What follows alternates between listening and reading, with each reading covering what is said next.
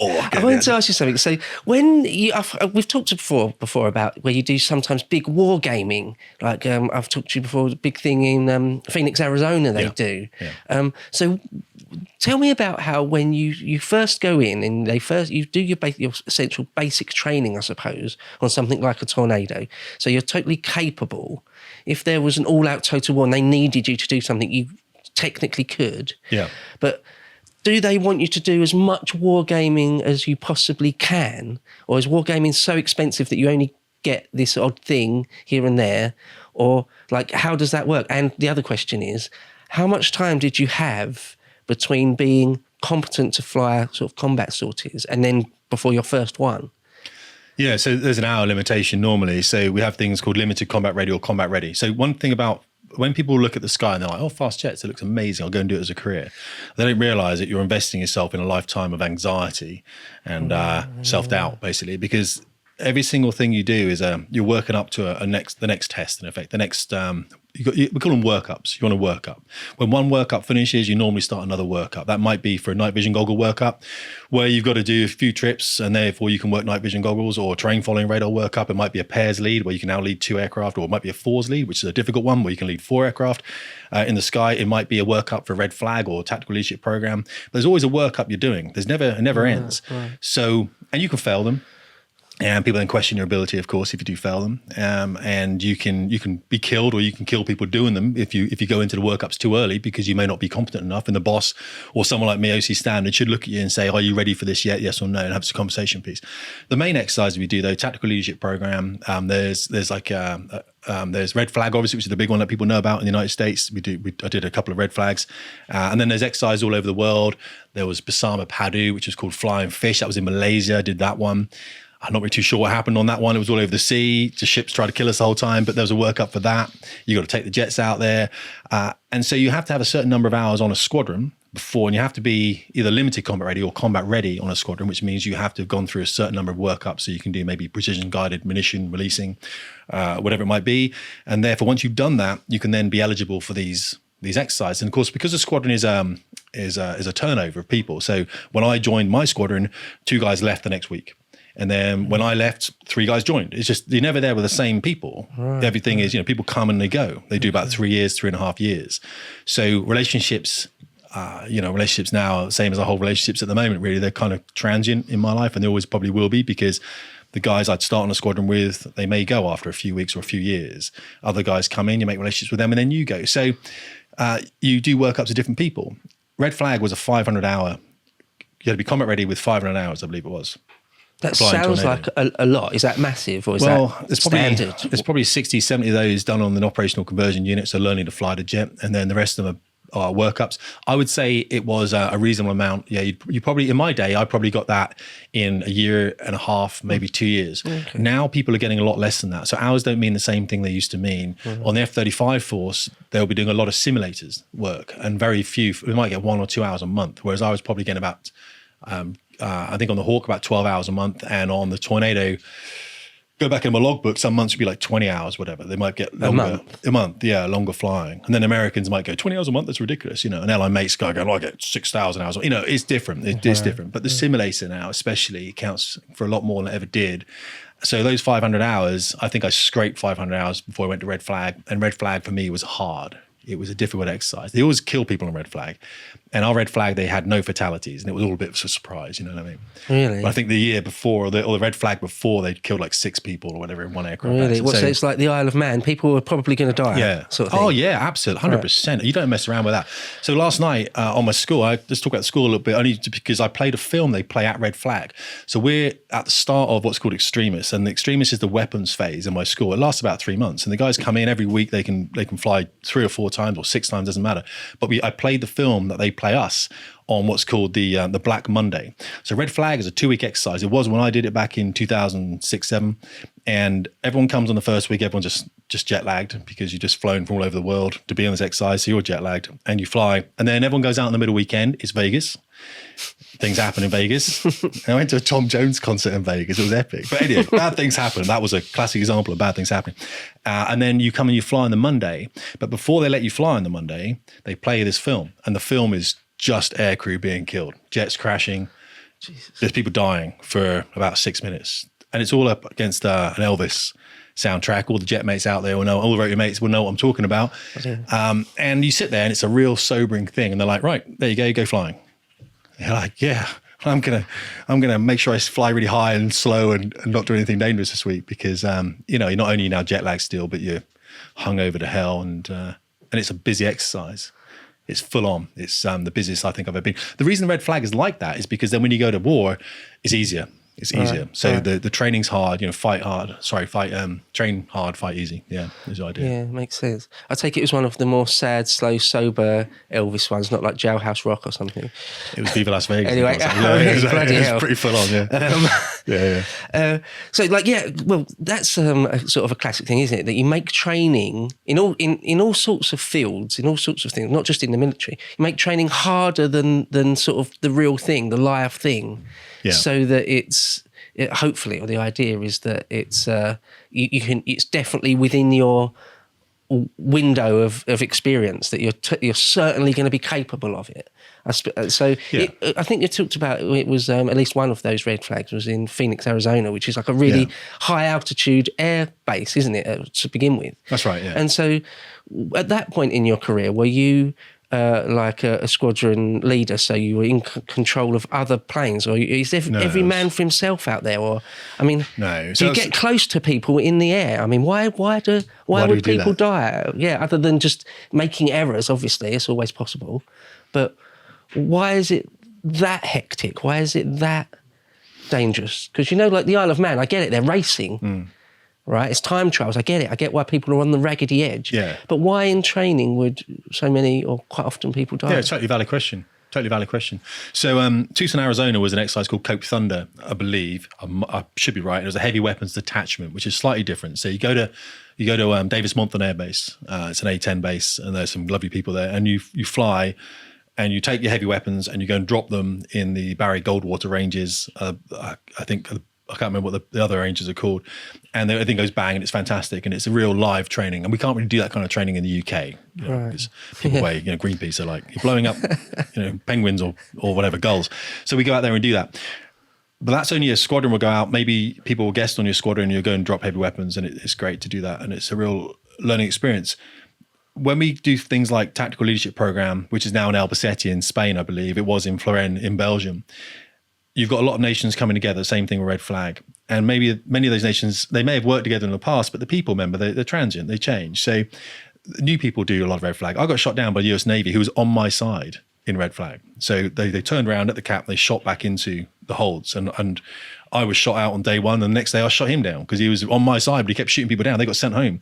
So you're virtually shot down, just to make clear, turn it, he just goes, you're not actually shot down. No, I'm not like blowing up. I'm still here. But no, I was targeted out, and in the Red Air debrief, not the Red Air debrief, the air to air. They said, I killed this tornado. And then someone pointed out the tornado was on that dude's side. The US Navy at the time on that squadron were quite young, quite trigger happy. It was just what happened at that time. And they got sent home just in the first week. That squadron got sent home because they kept doing it. You know what I mean? And just that's what happened.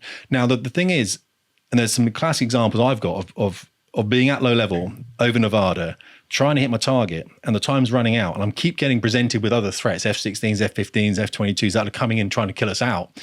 And I'm beaming the threats the whole time and trying to run, hide, push back in, trying to run, hide, push back in. And at some point, the nav says, we got to go straight to target. And what he means by that is, my nav was a guy out there, we have to go to target. If we don't go to target now, we're not going to make our timing slot, which is normally about 40 seconds long.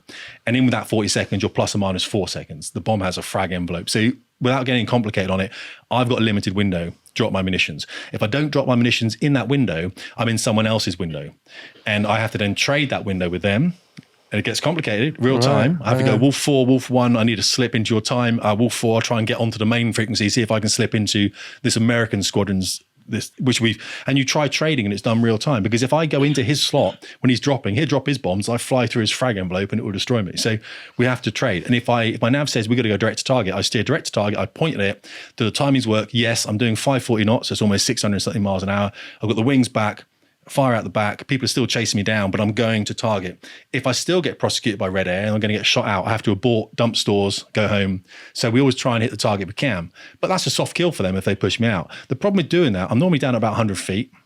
doing operational low flying over a desert without not much features. It looks like your table here. Your table's got more features than the Nevada desert. It's got these beautiful blue things running through it, you know what I mean? But the Nevada desert is sandy, rock. Sometimes a shadow comes really close to you and the rat out bug sounds and it goes beep, beep, beep, beep. And you're like, mate, that was close. How close is that, mate? 40 feet? All right, let's 40 feet. Let's just step it up a little bit, shall we? You know what I mean? And people get it wrong. Right. And they turn and they look out at a threat coming in and the jet hits the ground. Right. The radar altimeter doesn't always work when the jet's banked over. They're pushing you right to the limit. Yeah, and right further. To the That's why people absolute die. limit. Right. I remember I came back from one sortie and my navigator said to me, he said, I don't think I can do that tomorrow. And I said, let's go and speak to the boss about it then, because I'm wiped out, literally. I said, I haven't got the capacity to do this anymore. I remember taxiing back in and there's a silent cockpit and we get out the jet and I look at him, he looks at me and I mean, you'll get some guys that have gone to flag, go, yeah, I loved it, it was awesome. And you get other guys that go to flag and you think, what sort are you on, mate? Because I can't even remember what I was doing. You know what I mean? And that's the great thing about it. It should never be that hard again. The Americans are great at pushing it. They really are good at it. And they push it to the point where sometimes people die. And I think they've got the balance exactly right. I mean, sometimes people have to die. That sounds awful. You'd rather they didn't. It is training. But if you don't take it to that level, then when you get into a combat theatre, it would be 10 times worse. Right, yeah. So I'm glad I don't have to do it again. Honestly, I don't want to do it again. And whenever I see people glorifying things like red flag or anything like that, crack on, mate, because I've done it and I don't need to do it again. Yeah. You know, you mentioned there, like, if it's live munitions and like you might accidentally get in there, sort of, I can't remember what you called it, like a frag, the frag bits of bomb. Pocket. Yeah. And so, well, yeah, I mean, it's not mucking about, is it? I mean, no, I'll kill you. Yeah. Right. I mean, and I guess if you're playing with seconds here and there and trading your time slots, trading time slots with people. I mean, slips and jumps. It sounds like it's almost like it is inevitable. Not sounds like it is. It is inevitable that something's eventually going to go wrong with that. Yeah, I had a mate. I was on the wing of a mate called Teddy Ruxpin. not his real name, but not his real name. And Teddy, we had a way. When engineers build jets, they build them slightly different to pilots. You know what I mean? And pilots kind of then go, mate, when I do this, that thing goes there. I need it to go there. You know, the engineer's like, but you're pulling it up, so it must go up. It's like, no, in the world of sticks, and I need that to do. And then we talk to engineers, and they build it in. But we had an issue with one of the marks. The pilot this was in Davis Montham doing heavy weapons attachment, and we were dropping cluster bomb units, which fire out the side of the jet like this rapidly. You know, they land and they all explode, and it's fantastic. And they're now banned, fine. But it was good when we had them. You know, it's a good toy to have, isn't it? And Teddy Ruxpin and I were doing a CBU drop on a range, and the range was nestled up against quite rising high ground, and that's so any CBUs would fall into this high ground and, you know, they'd just be protected. And we're running in and he's got his mark. I'm just watching him. I think my navigator was filming him. And I'm just watching Teddy. I'm like this, you know, sitting a bit high so I don't get killed. And I'm like, yeah, this is gonna be awesome. Yeah, rock star. And Teddy's going in there and he's at like 250 feet and he has a mark that he has to drop on. His navigator's got the mark. We know where it is. The bomb fall lines come down. He's on it. And Teddy decides to refine that mark. And what refining the mark means, it's not really there's normally like a crate on the ground or something, like one of those big truck crates, packing crate, it's a massive, you know, steel crate. So Teddy gets the mark and he's going to drive the mark up to the crate so it's bang on the crate because it's slightly short. But what he does, he moves the mark and the mark goes down and then he's like, that's wrong. So he moves it the other way, he goes up and actually catches late the bomb fall line. So it drops it past the crate, which is slightly up this rising ground designed to catch all these munitions, but it's designed to catch other bombs and CBUs, and the CBUs all come off the jet, but then they all go bang, bang, bang. And I see these CBUs hitting the ground and they're rising up towards him on this high ground. So as he's pulling up, all the CBUs are detonating and then one of them went through his wing. Like pinged through the end of his wing. Because he was super low flying in the first place. Well, the bomb would have come off and it would drop behind him and he'd been fine.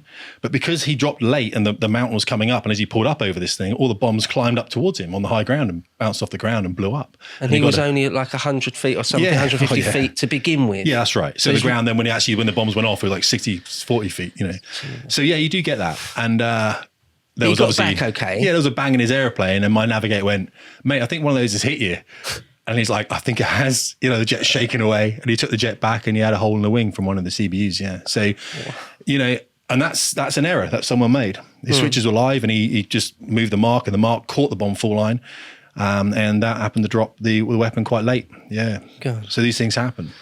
Gosh. You know, it's great. What a sport, though. He's a young dude. It's like going blowing up your own tornadoes. It's I guess one of the things I would love to ask you is when something like that happens, like it's like having a moment in racing, like you have a big snap or something, anything like that. Do you have to just immediately just put it out of your mind? Or like, obviously you don't panic. You can't really panic. But like, how do you deal with that? How did that guy deal with it? It sounds like he was sort of quite cold-blooded at the time in the cockpit, just like, I think something's hit me. Not like screaming, oh my God, I'm hit. No, well, you have to keep calm, obviously, I take it. What are you going to do? You're just going to die shouting, aren't you? Right. If you're going to die, be a bit respectful about it. I've almost got sweaty palms just hearing about the story, Well, there's nothing you can do. It's like if you have an emergency in an airplane, you start talking to air traffic, what they're going to do? They're just going to chat to you, aren't they, as you die? They're just going to chat to you. You'd rather die in peace. There's nothing they can do for you. They can't come and fix your airplane. Air traffic may give you a direction to the nearest airfield. I could probably work it out myself. But the last thing I want to do is chat to someone who's going to just be in my headset, feeding me stuff. I need to work a problem in the jet. I need to work a problem. So in this particular case, Teddy took a bit of his wing off, whatever. Now he's got to work a problem. So his nav's got to get the cards out. What systems are still working? What systems aren't working? Do we need the systems that aren't working? Are they hydraulics, electrical, fuel, oxygen? Is it the motor that's got an issue? Where's the nearest available airfield? How can I use my wingman to help me out here? So Teddy said, Tim, what's the nearest available? Mate, I'm not too sure. Actually, I think it was US Marine Corps base that was pretty close that he was able to go to. Are you leaking fuel? How long can you stay alive for, basically? Is there a clear area to eject from the airplane if you have to? And you work through these things. But if you start, the brain isn't designed to solve complicated problems if it's going through a trauma of itself, you know what I mean? Right, So you don't, I've always said this, it's sometimes you die. People get really offended by that. I don't know why. If you spoke to Isle of Man racers about it, they'd say the same thing. Sometimes you die. Sometimes people die. And sometimes the job you're doing means you're going to die.